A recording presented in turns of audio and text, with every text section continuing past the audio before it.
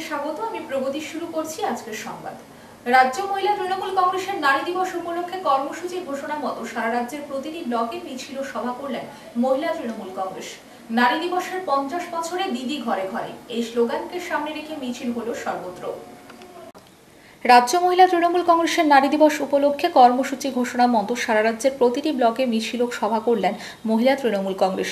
নারী দিবসের 50 বছরে দিদি ঘরে ঘরে এই স্লোগানকে সামনে রেখে মিছিল হলো সর্বত্র। পশ্চিম মেদিনীপুর জেলার নারায়ণগড়, দাঁতন, খড়গপুর, মেদিনীপুর সহ প্রতিটি বিধানসভা এলাকায় মিছিল হয়। উল্লেখ থাকে এই বছর নারী দিবস 50 বছরে পা দিল, আর তাকে স্মরণ করে এই রাজ্যের নারীরা আজ কতটা সুরক্ষিত তা তুলে ধরেন নেতৃত্বরা। বিশেষ করে এই রাজ্যের মুখ্যমন্ত্রী মহিলা, তাই মহিলারা যে সমস্ত সুযোগ সুবিধা পাচ্ছে তা অন্য কোনো রাজ্যে নেই। মহিলাদের জন্য লক্ষ্মী ভাণ্ডার, বিধবা ভাতা, কন্যাদের জন্য কন্যাশ্রী, রূপশ্রী সহ একাধিক প্রকল্প রয়েছে। গ্রামে গ্রামে স্বসহায়ক দল গড়ে তুলে তাদের স্বাবলম্বী করা হয়েছে। তারা নিজেরাই আজ নিজের পায়ে দাঁড়ানোর চেষ্টা করছেন। এই সমস্তকে সামনে রেখে এই দিন মিছিল হয় সর্বত্র।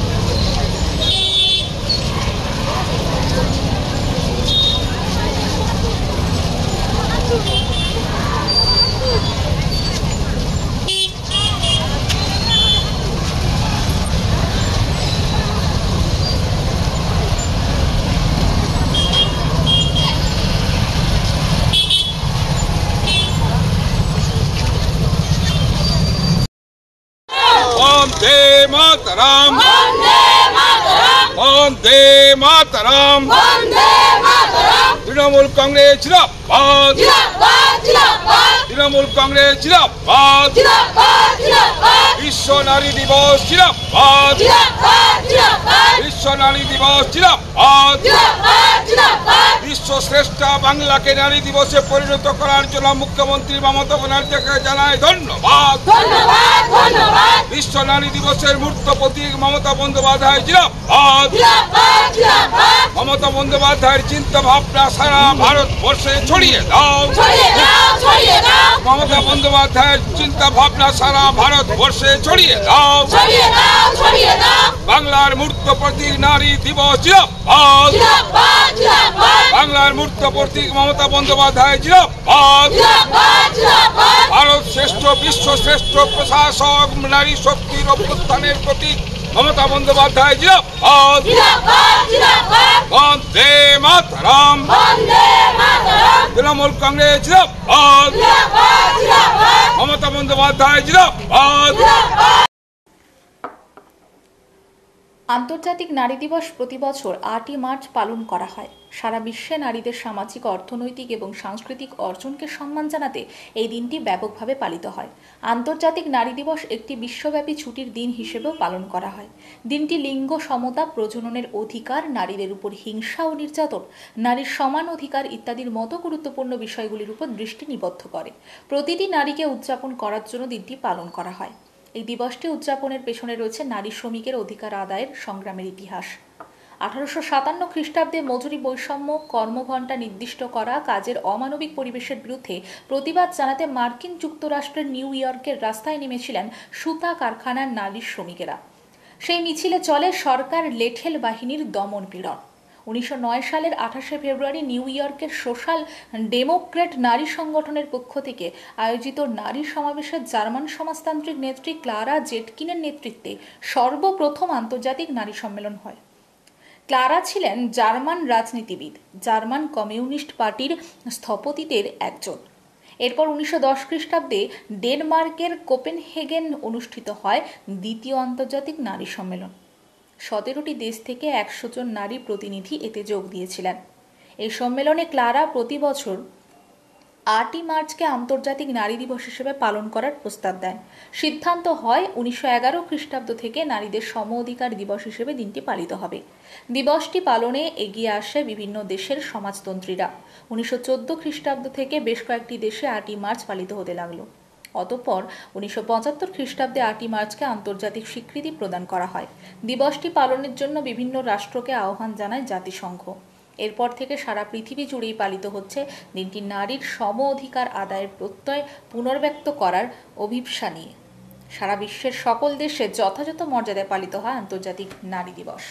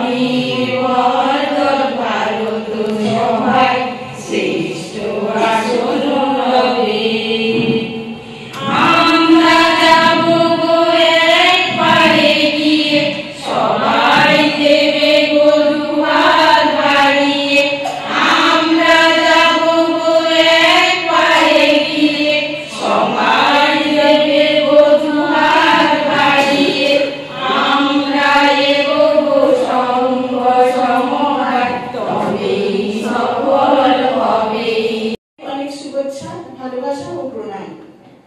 আমি আজকে আপনাদের সামনে কবিতা লিখে নিয়ে এসেছি। কবিতাটির নাম হলো নারী। হয়তো ভুলও হতে পারে, ক্ষমা করে দিবেন। মানুষ কেন বলে মোদের নারীর নিজস্ব কিছু নাই? আমি তো দেখি জগৎ চলে নারীর পিছু পিছু। বাপের বাড়ি লক্ষ্মী আমি, স্বামীর ঘরে অন্নপূর্ণা, ছেলের ঘরে জননী আমি, আমি ছাড়া সংসার অসম্পূর্ণা। আন্তর্জাতিক নারী দিবস নারীদের নিয়ে যে লড়াই, যে সংগ্রাম ভারতবর্ষে যিনি প্রথম করেছিলেন, আপনারা জেনেছেন, ইতিহাস পড়েছেন অনেকে। তৎকালীন স্বামী মারা গেলে তার চিতায় তুলে দেওয়া হতো, কোনো কথা শোনা হতো না। সেই কথার বিরুদ্ধে লড়াই করেছিলেন ভারতবর্ষের তথা বাংলার রাজা রামমোহন রায়। তিনি সতীদাহ প্রথার বিরুদ্ধে যে আন্দোলন, দীর্ঘ সংগ্রামের পর সেটা উঠে গেছিল। তাই রাজা রামমোহন রায়কে আমার প্রণাম শ্রদ্ধা। পরবর্তী ক্ষেত্রে আপনারা জানেন বিধবা বিবাহ, মারা যেতে পারে স্বামী, সে সারা জীবন কিভাবে বিধবা হয়ে থাকবে তার সে যে ব্রত পালন তখনকার সমাজ করত। পরবর্তী ক্ষেত্রে বিদ্যাসাগর তার ছেলেকে বিধবাকে বিয়ে দিয়ে প্রমাণ করেছিলেন, সেটা উঠে গেছে এই সমাজে। এটা চলতেছিল,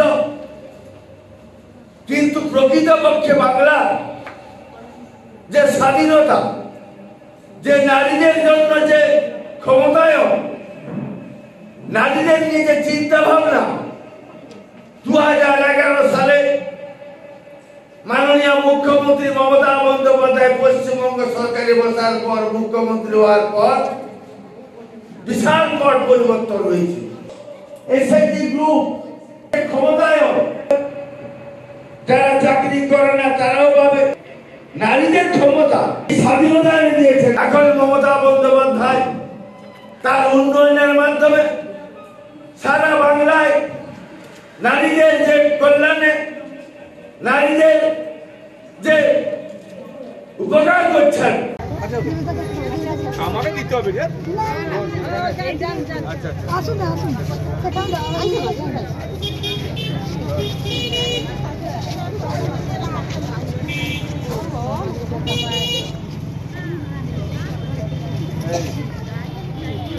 সবাইকে ধন্যবাদ।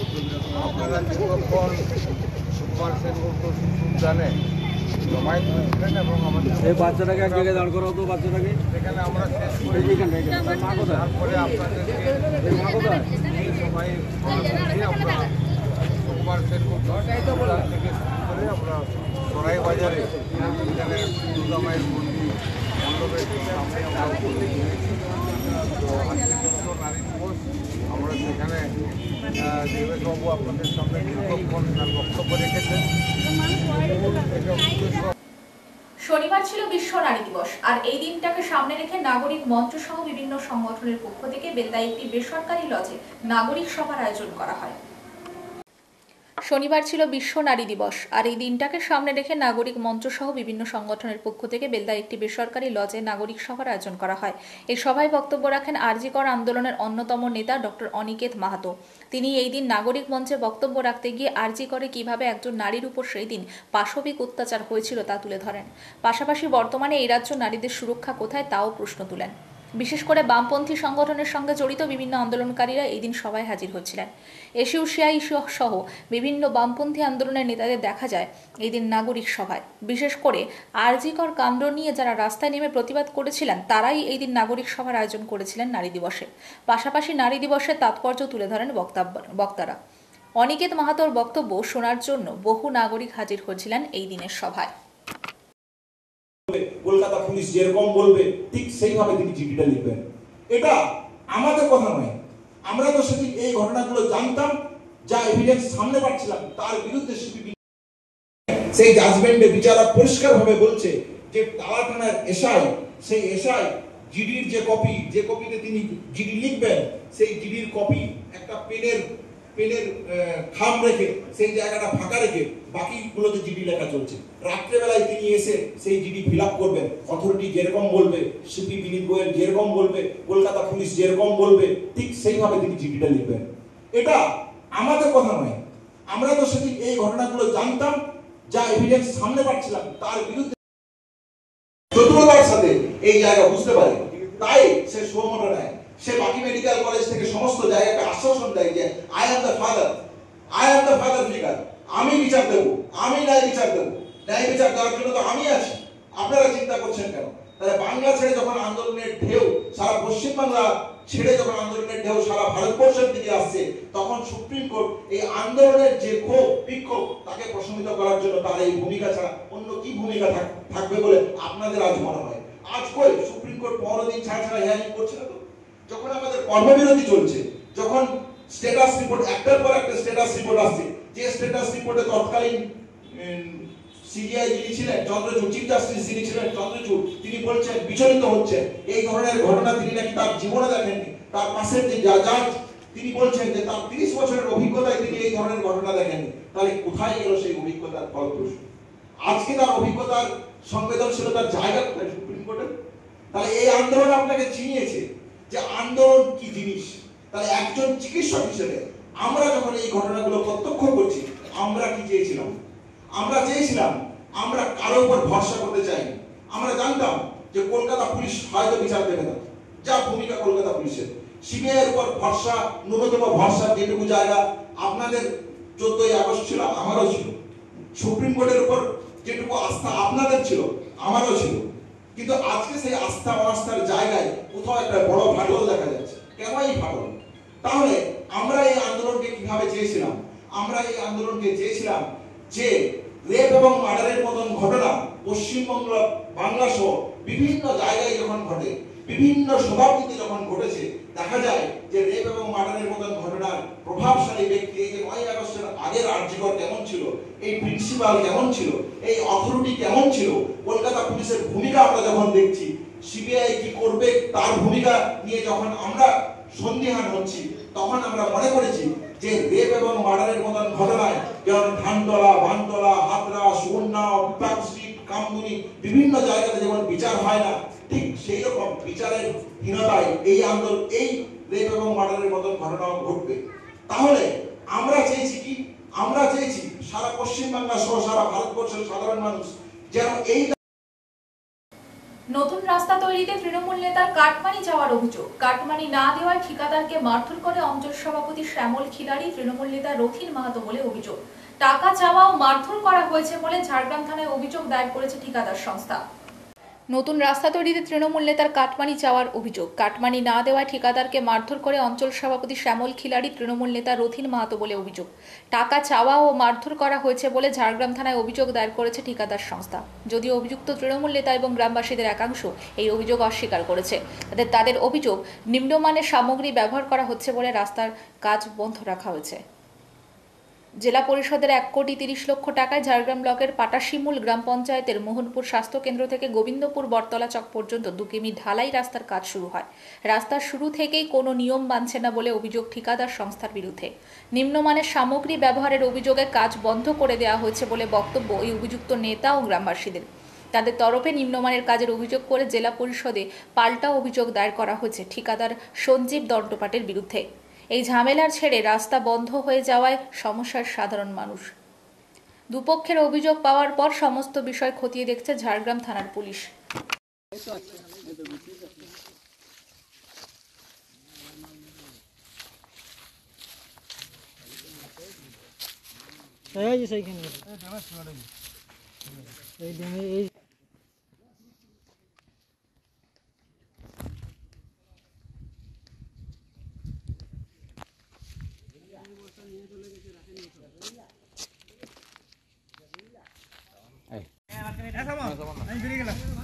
হ্যাঁ, বেরিয়ে গেলে কি করে হবে?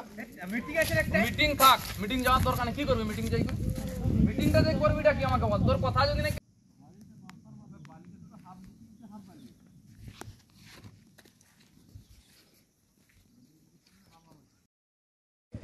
5 ইঞ্চি 5 ইঞ্চি ঢালাই হচ্ছে, 7 ইঞ্চি করার কথা 5 ইঞ্চি হচ্ছে। কে করতে বলেছে? আর সামনের দিকে রোড মারবো ঢুকে গিয়ে। কে করতে বলেছে? 5 ইঞ্চি ঢালাই কে করতে বলেছে? ঝাড়গ্রাম ব্লকের পাটাশিমুল অঞ্চলের মোহনপুর স্বাস্থ্যকেন্দ্র থেকে গোবিন্দপুর প্রায় 2 কিলোমিটার রাস্তার জন্য 1,30,00,000 টাকা বরাদ্দ, কিন্তু ঠিকাদার আর তৃণমূল নেতাদের উভয় পক্ষের বচসার জেরে বন্ধ। অভিযোগ যে তৃণমূলের কাটমানি। আজকে দেখা যাচ্ছে তৃণমূলের সরকারটা চারিধারে কাটমানি ছাড়া কোনো রকম এরা কাজ করে না। তো আমাদের ঝাড়গ্রামের পাটাশিমুল অঞ্চলটাও তো ব্যতিক্রম নয়। পাটাশিমুল অঞ্চলে দেখেছি যে একটা 2 কিলোমিটার রাস্তা আজ দীর্ঘদিন ধরে 1,30,00,000 টাকা তার বাজেট করা হয়েছে, টেন্ডার হয়েছে এবং সে টেন্ডার পাসও হয়েছে। পাস হওয়ার পরও দেখা যাচ্ছে যে সেই রাস্তা আজ পর্যন্ত শুরুই হয়নি। তো শুধুমাত্র যে শুরু হয়নি তার কারণ হচ্ছে একমাত্র যে কন্ট্রাক্টর তার কাছে কাটমানি না পাওয়ার জন্য আজকে এই কাজটাতে তিনি শুরু করতে পারছে না, এটা আমাদের কাছে খবর। তো এই সরকারটা চারিধারে শুধুমাত্র কাটমানি, তোলাবাজি এর উপরে নির্ভর করেই সরকারটা চলেছে। তো আগামী দিনে 2026 আসছে, 2026-এ সমস্ত ঝাড়গ্রামবাসীকে বলবো যে আপনারা বিচার বিবেচনা করে সঠিক জায়গায় আপনারা ভোটটা দেবেন এবং একটা সঠিক সরকারকে আনবেন যেখানে তোলাবাজ মুক্ত, দুর্নীতি মুক্ত একটা সরকার গড়া যাবে। কি অভিযোগ রয়েছে? অভিযোগ রয়েছে রাস্তা সরকারি শিডিউল মেনে কাজ হচ্ছে না। যেটা প্রথমে মাটির কাজ, সে মাটির কাজ হয়নি। মাটির পরে যে মোরামের কাজ, সেই মোরামের কাজ বিলকুল হয়নি। গ্রাম পঞ্চায়েত থেকে আমরা যে মোরাম ফেলেছিলাম তার উপরেই এরা ওটাকে লেবেল টেবেল করে সেইটাতেই পলিথিন বিছিয়ে ঢালাই শুরু করেছে। এইবারে ঢালাইয়ের কাজে ব্যবহৃত যেসব সামগ্রী, চিপস, সিমেন্ট, বালি সবই নিম্নমানের। যে গুটি দিয়ে কোনোদিন রাস্তা ঢালাই হয়নি, 40 mm ডাউন বড় বড় গুটি, সেই গুটি দিয়ে ঢালাই হচ্ছে। সিমেন্ট হচ্ছে সাদা ব্যাগ, ব্র্যান্ডেড কোনো সিমেন্ট নাই। আর বালি লোকাল বালি, তাতে প্রচুর গ্যাভেলস আছে। তো এই দেখে গ্রামের লোক কিন্তু এটা অভিযোগ করে, আমরা আসি, অভিযোগ শুনে আমরাও দেখি যে সত্যি এইটা হচ্ছে। আমরা ঠিকাদার সংস্থাকে বলি যে ভালো করে কাজটা করতে হবে। কত টাকার কাজ এটা? এটা কাজটা হচ্ছে টোটাল 1,29,07,000 সামথিং। কত কিলোমিটার রাস্তা? 2 কিলোমিটার। এখানে আপনারা বলছেন যে নিয়ম মেনে কাজ হচ্ছে না, সেই জায়গায় কন্ট্রাক্টর অভিযোগ করেছে আপনাদের বিরুদ্ধে যে আপনারা কাটমানি চেয়েছেন। আমরা কাউকে বলিনি, পয়সার কোনো গল্পই নেই। আমাদের কোনো ছেলে, আমাদের কোনো নেতৃত্ব ঠিকাদার সংস্থাকে কোনোদিন টাকার কথা বলেনি। আপনাদের বিরুদ্ধে অভিযোগ করেছেন? আমরা অভিযোগ করতে পারে, কিন্তু আমরাও লিখিত অভিযোগ ডিএম সাহেবের কাছে দিয়েছি যে এই রকম নিম্নমানের সামগ্রী দিয়ে রাস্তার কাজ চলছে, কাজে এটা কিন্তু করা যাবে না। কি নাম তোমার? সুমন মাহাতো। রাস্তাটা কেন কাজ বন্ধ হলো কেন? কাজ হচ্ছে যে কন্ট্রাক্টর এই কাজটা বা এজেন্সিটা ধরেছে তিনি মানে তার শিডিউল অনুযায়ী কাজ করেননি। ড্যামেজ সিমেন্টে ঢালাই চলছে, গ্রামবাসীগণের আবার অনেক অভিযোগ রয়েছে। নিম্নমানের বালি যেটা ধুলো মেশানো আছে, যেটুকু ঢালাই হয়েছে 4 থেকে 5 ইঞ্চি মতো হবে, আমরা ওটা মেপে দেখেছি। আর সিমেন্ট, ড্যামেজ সিমেন্ট গুটিয়ে বড় বড় যেগুলো ঢালাই হলো অনুপযুক্ত। আর এই রাস্তাটি এর আগেও হয়েছে ঢালাই, রাস্তার দুপাশে যে মোরাম দেওয়ার কথা ছিল সেটা দেওয়া হয়নি কন্ট্রাক্টর। একাধিক অভিযোগ রয়েছে রাস্তা নিয়ে আমাদের গ্রামবাসীগণের একাধিক অভিযোগ রয়েছে। কিন্তু এই যে কাজ বন্ধ হয়ে গেল, কাজটা বন্ধ হয়ে যেত, রাস্তা তো হবে না। রাস্তা না হলে তো জনগণের অনেক অসুবিধা। এটা হচ্ছে মেন রাস্তা, অনেক দূর দূরান্ত থেকে হসপিটালে রোগী আসে। দলনেত্রী যতই বলুন না কেন এক হয়ে কাজ করতে হবে, কিন্তু দলের মধ্যে যে দ্বন্দ্ব কোনোভাবে মিটবে না তা রাজ্য নেতারা হাড়ে হাড়ে টের পাচ্ছেন। তাই বেশ কিছু বিধায়কের কাজ নিয়ে নানা প্রশ্ন তুলেছেন দলীয় কর্মীরা। সংবাদ এই পর্যন্ত, নমস্কার।